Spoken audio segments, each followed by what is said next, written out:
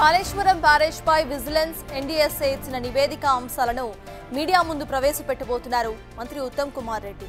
రేపు సీఎం రేవంత్ రెడ్డితో నివేదిక అంశాలు, ప్రాజెక్టు లోపాలు, పునరుద్ధరణ విషయాలపై ఉన్నత స్థాయి సమావేశం జరగబోతోంది.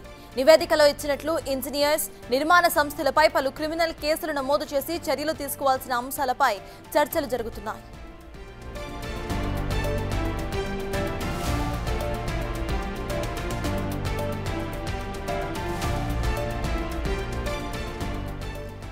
కాళేశ్వరం బ్యారేజ్ పై విజిలెన్స్ ఎన్డీఎస్ఏ ఇచ్చిన నివేదిక అంశాలను మీడియా ముందు ప్రవేశపెట్టబోతున్నారు మంత్రి ఉత్తమ్ కుమార్ రెడ్డి. దీనికి సంబంధించిన అప్డేట్స్ ను మా ప్రతినిధి వాసు అందిస్తారు. వాసు, చెప్పండి, రేపు సీఎం రేవంత్ రెడ్డితో ఇటు నివేదిక అంశాలను పూర్తిగా చర్చించే అవకాశం కూడా కనిపిస్తోంది. అసలు ఈ డిస్కషన్ ఎలా ఉండబోతోంది, నివేదిక అంశాలు ఎలా ఉన్నాయి, అప్డేట్స్ ఏంటి? ఇప్పటికే కాళేశ్వరం ఎన్డీఎస్ఏ నివేదిక ఇప్పుడు ప్రభుత్వానికి అందినటువంటి నేపథ్యంలో కూడా ఇప్పుడు విజిలెన్స్ రిపోర్టు, ఎన్డీఎస్ఏ రిపోర్టు ఆధారంగా ఎలా ముందుకు వెళ్లాలనే అంశం పైన ప్రభుత్వం అయితే ప్రస్తుతం మల్లాగులలో పడుతున్న పరిస్థితి.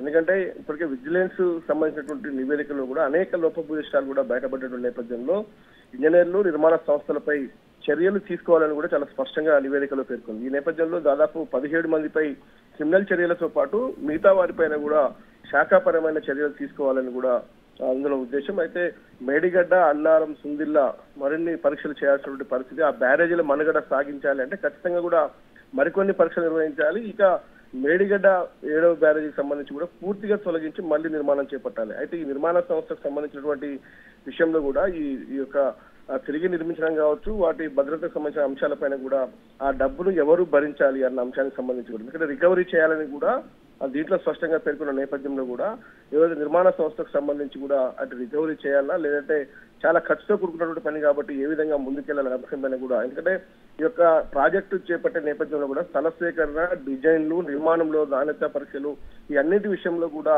లోపాలు ఉన్నాయి. కాబట్టి ఇవన్నీ కూడా మేడిగడ్డకు సంబంధించిన 7వ బ్లాక్ ను పూర్తిగా తొలగించాలని నివేదికలో పేర్కొనడం జరిగింది. అయితే ఇవన్నిటిపైన ఈ రోజు సాయంత్రం 4 గంటలకు సచివాలయంలో నీటిపారుదల శాఖ మంత్రి ఉత్తమ్ కుమార్ రెడ్డి కూడా మీడియాకు పవర్ పాయింట్ ప్రకటించారు. అసలు ఎన్డీఎస్ఏ నివేదిక, విజిలెన్స్ నివేదికలో ఏముంది, ఎలాంటి లోపాలు ఉన్నాయి మీడియాకు వివరిస్తారు. ఆ తర్వాత రేపు ముఖ్యమంత్రి రేవంత్ రెడ్డి సమీక్ష నిర్వహించబోతున్నారు. నీటిపారుదల శాఖ అధికారులతో మొదట భేటీ అవుతారు. ఆ తర్వాత క్యాబినెట్ తో భేటీ అవి క్యాబినెట్ లో కూడా చర్చించి వాళ్ళ సూచనలు కూడా సేకరిస్తారు. ఆ తర్వాత ఎలా ముందుకెళ్లాలన్న దానిపైన ఒక నిర్ణయం తీసుకోబోతుంది ప్రభుత్వం.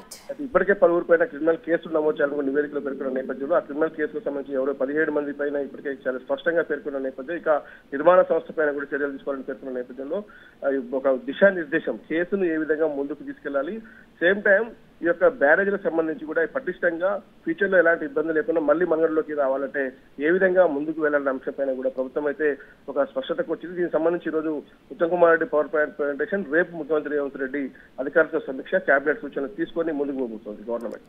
Right, thank you Vasu.